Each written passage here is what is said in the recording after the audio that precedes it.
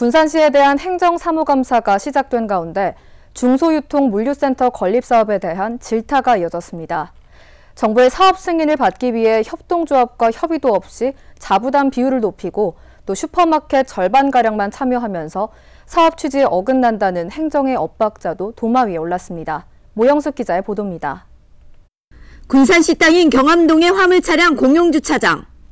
시의회는 두 차례의 부결 끝에 군산 슈퍼마켓 협동조합이 자부담 10억 원을 내는 조건으로 물류센터를 짓는 것을 승인했습니다. 군산의 슈퍼마켓이 모두 참여한다는 조건도 달았습니다. 하지만 협동조합이 자부담 10억 원 가운데 3억 원만 내겠다고 하면서 논란이 커지고 있습니다. 원래 사업계획서를 올릴 때, 시에서 올릴 때는 저희 자부담 없이 6대4로 올렸습니다. 사업계획서를. 근데 중기부에서 자부담이 없는 사업계획서는 의미가 없다고 해서 반려가 됐습니다. 근데 저희가 사업계획서를 제출할 때는 6대 3.7대 0.3으로 사업계획서를 분명히 제출을 했습니다. 저희는. 근데 이제 중기부에서 반려를 받다 보니까 다시 그 사업을 꼭 영위를 그 사업을 획득을 하기 위해서 6대 3대 1이라는 사업 비율로 그 자부담 비율로 해서 저희 사업계획서를 보지 않은 채 다시 올린 것으로 알고 있습니다. 협동조합이 물류센터 건립을 위한 사업계획서를 제출한 것은 지난 2018년. 협동조합은 계획서를 제출할 때부터 3억 원을 내겠다고 했는데 어찌된 일인지 용역부터 투자심사, 공유재산 취득 조건에는 모두 자부담이 10억 원으로 명시되어 있습니다. 군산시가 중소기업 벤처부의 승인을 얻기 위해 협동조합과 논의도 없이 자부담 비율을 올린 겁니다. 이제 이 사업이 그 당시에 이제 슈퍼 조합에서는 3억으로 이제 제출된 걸로 알고 있습니다.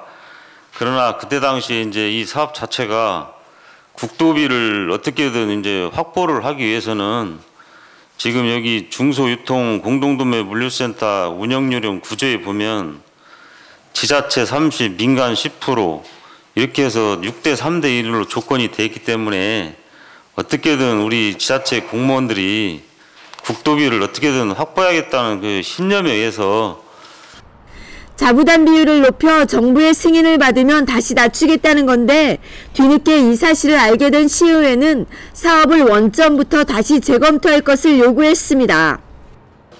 지금 현재 중소도매 물류센터 이 과정에서 시의회에 잘못된 보고를 하셨어요. 그다음에 그것에 따라서 심의 예산까지 했어요. 그다음에 공유재산 취득까지 했어요. 그리고 용역조사까지 됐어. 재정투자 심사까지 받았어요.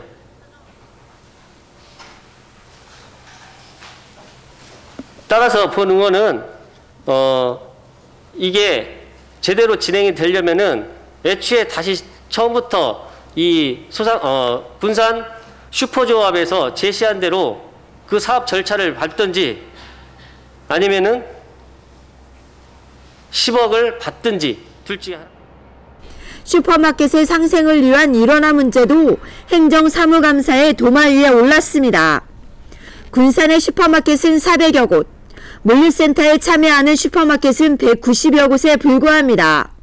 사실상 절반에도 미치지 못하고 다른 지역의 마트까지 참여하면서 사업 취지에 어긋난다는 지적도 나옵니다. 일부 대형마트를 위한 물류센터가 되지 않기 위해서는 소규모 업자가 참여해 이용할 수 있도록 촘촘한 운영계획이 필요하다는 주문도 이어졌습니다. 전체적으로 세부적인 사항들을 공유하지 못했습니다. 그랬어요. 아주 소규모 그 슈퍼마켓 업주분들하고. 자, 여기서 제가 말씀드리고 싶은 것은 뭐냐면 마트 연합회의 대형 업체들이 대부분 여기를 사용할 것이고, 그리고 또한 지금 임원분들, 이사장님을 포함해서 임원분들이 주로 이제 운영을 하고 하실 텐데 아직까지도 슈퍼 일원화가 되지도 않았고요. 군산시 땅을 내주고 국비와 시비 등 100억 원 가까이 투입되는 중소유통 물류센터. 첫 단추부터 잘못 꿰지면서 사업을 원점부터 다시 재검토해야 한다는 목소리가 커지고 있습니다. KCM 뉴스 모영숙입니다.